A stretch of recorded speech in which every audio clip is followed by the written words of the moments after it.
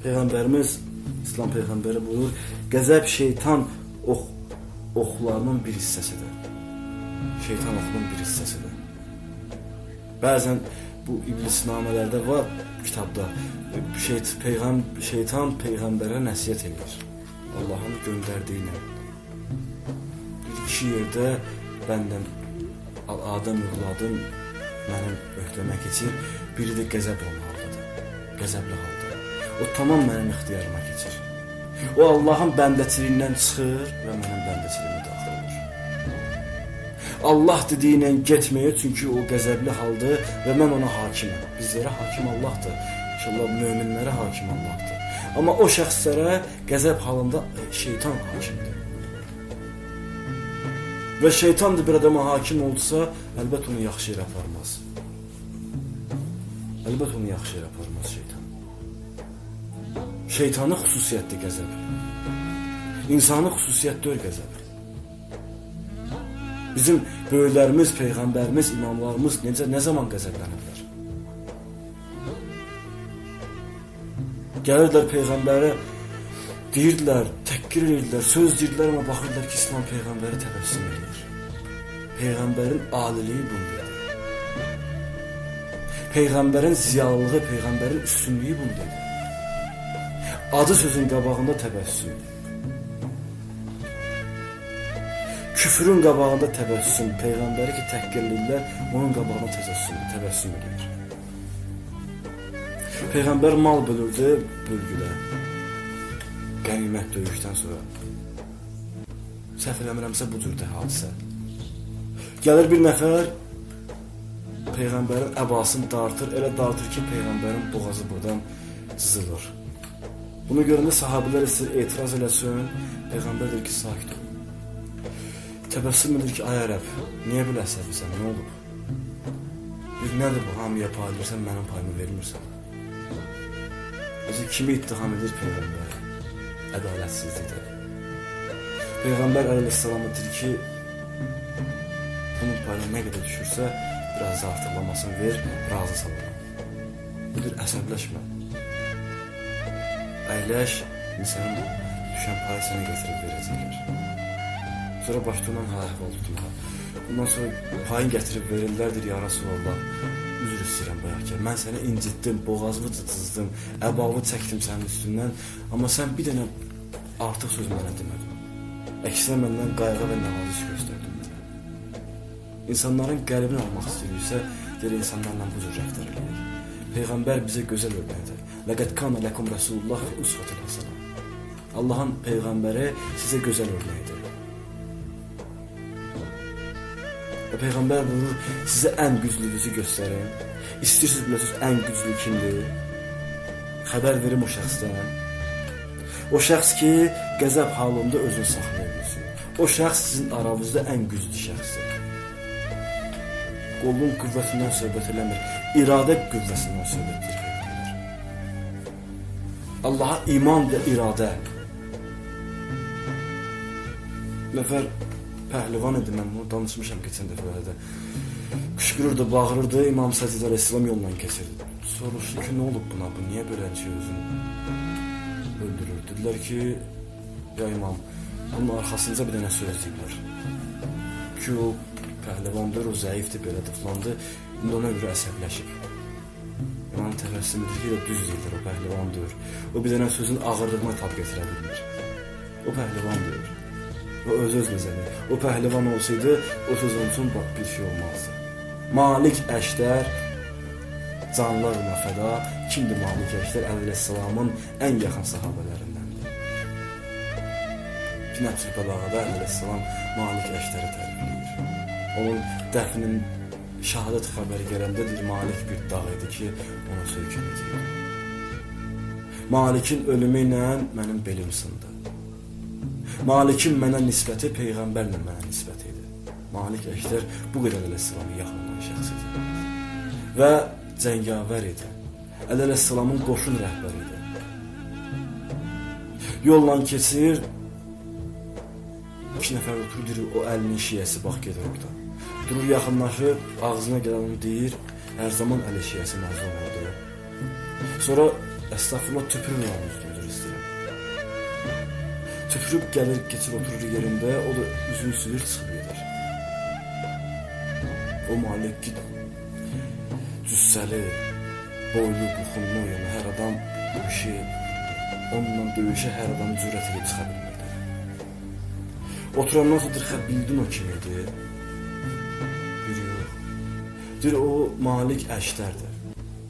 Bu adam bunu eşidəndə artıq qorxu gəlir buna ki, mən gör, kimə neynədim. Düşür, dalınca gəlib görür ki, girib məscidə namaz qılır. Oturur arxasındakı görsün, bunu namazı qutarsın. Görür, gedib səcdəyə Malik Əşdərdir. İlahi, o adam ki, mənə təhqir elədi, onu bağışla. O cahilliyindən bu işi gördü. O ki, mənim üzümə tüpürdü, eybi yox, mən ona haqqımı alırım, sən də onu bağışla. İmam Cəfər Sadiq əleyhissalam yolla gedir ağa. İnsan həqiqətən bunları eşidəndə bir növ insanlığa başa düşə bilmir ki, gör insanlar nə qədər nadan oldular ki, bir kimlərə cürət edirlər. İmam Sadiq əleyhissalamı təhqir eləməyə başlayır. İmamı deyir, ağzına gələn İmam Sadiq əleyhissalama deyir, çıxıb gedir. İmam gəlir bu tərəfə döydür, sahabəsi deyir ki, gördüm İmam ağlayaraq deyir ki, İlahi, onu və məni bağışla. Onu və məni bağışla. Bizim böyüklərimiz, Allah tanıyan insanlar bu cür olur. Peyğəmbərə yanına gələr, ya Rasulallah, bizə nəsiyyət elə bir kişi. Peyğəmbər buyurur ki, heç vaxt qəzəblənmə. Heç vaxt qəzəblənmə. Nəsiyyət istəyirsən məndən, mənim sənin nəsiyyətim budur ki, çalış heç zaman qəzəblənməyəsən. Peyğəmbər deyir, ya Rasulallah, bu nəsiyyət mənə kifayət edir. Mən gedə bilərəm. O da ağıllı insan deyəyim ki, bizə mərifəti olan insan başa düşdü ki, bu söz böyük sözdür. Lənətli iblis belə bir sözü var, deyir, Adəm övladı mənə qalib gələ bilər. Adəm övladı, Allah ona qüdrəti verir. Lakin qəzəbli halda istəsə də, istəməsə də mən ona qalibəm.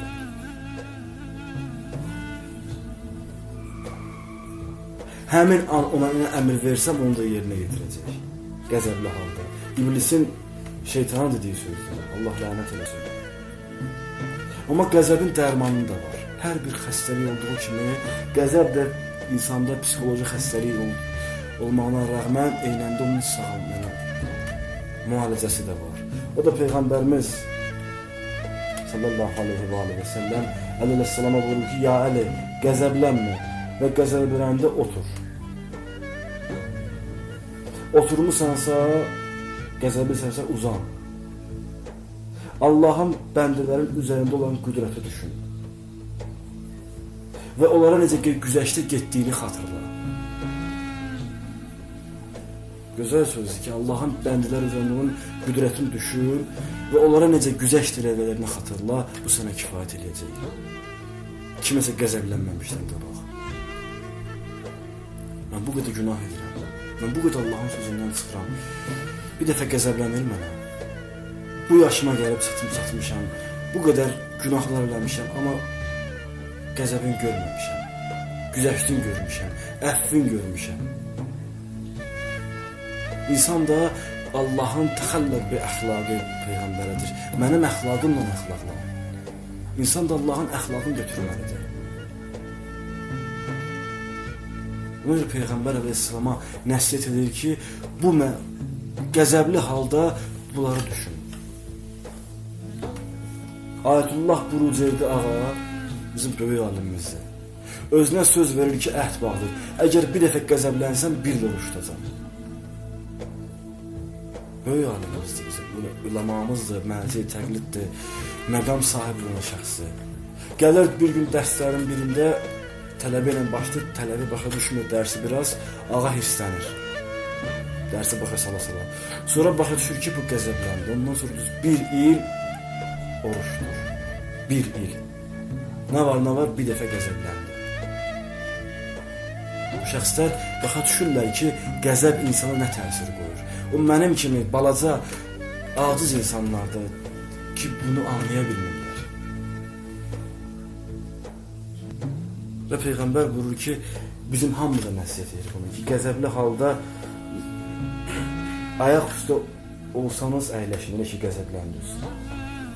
Oturaq halda oldunuz, uzanın. Soyuq su üçün və soyuq suyla dəstəmaz alın. Bilin ki, soyuq su oda aradan aparar. Oda aradan aparar soyuq su. Qəzəbli halda. İnsan çalışsın, bunu eləsin. Əxlaq anladı ki, elə ki qəzəbləndiniz, salavat duyun. Ay nə bilim, siqaret çəkmək, spirtli içki qəbul etmək falan. Bunlar hamısı əksinə insanın o qəzəb qüvvəsini biraz da artırır və insanın ziyanındakı necə təsirlər göstərdiyi hamıdan məlumdur. İnsanlar təxəyyül yaradıb özlərindəki qəzəblənəndə siqaret çəkirəm, keçir, bunlar hamısı boş şeylərdir. Elə hamımıza aiddir bu. Bunlar bizim özümüzdə yaratdığımız bir təxəyyüldür. Yaxud bəzi zaman var ki, mən hirslənmişəm, gedim nəvzubillah, biraz spirtli içki qəbul edeyim, əsəbim keçəcək.